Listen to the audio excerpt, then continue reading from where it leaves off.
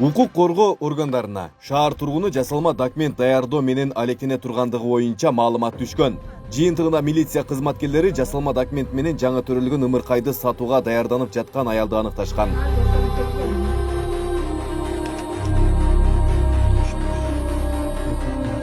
ИИМ кызматкерлери баланы сатып ала турган тарап болгон.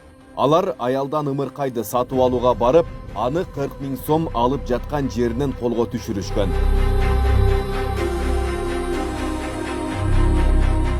Жыаттуу жаран жаңы төрөлгөн наристени сатууга мыйзамсыз документтерди даярдап жаткандыгы аныкталган.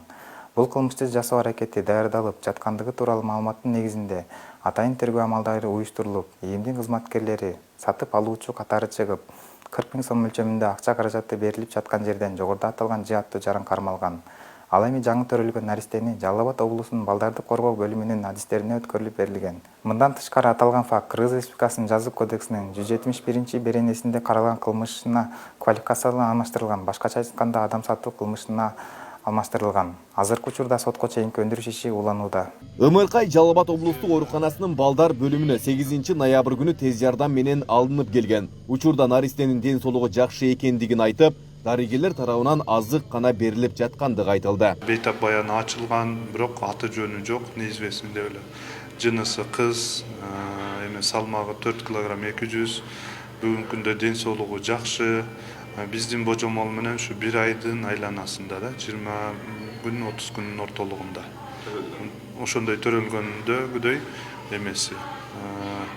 Күнүнө ар ичкен тамак эмеси сүттү 70 граммдан ошондой ичип атат. Эми биз ага кошумча ошо искусственный питание берип атабыз, бүт керектүү шаймандарын берип атабыз. Бирок азыр дары-дармекке муктаж эмес. Бир гана ошо тамакка, уходко муктаж. Бул боюнча биз социалдык защита бөлүмүнө кайрылганбыз. Бүгүн адистери келсе керек. Дальше бала боюнча алар занимация өтүшөт да.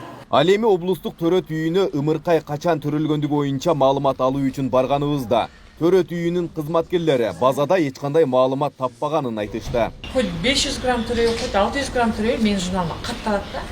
Биз ал аялдын аты жөнүнүн толук билбейинче маалымат бере албайбыз да. Жаңы төрөлгөн наристенин кыз экени айтылып, ал Жалал Абад шаардык балдарды коргоо бөлүмүнө берилгени кошумчаланды.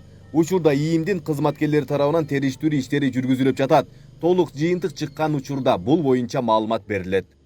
Айбек Исабеков, Замирбек Тойшубаев, Регион.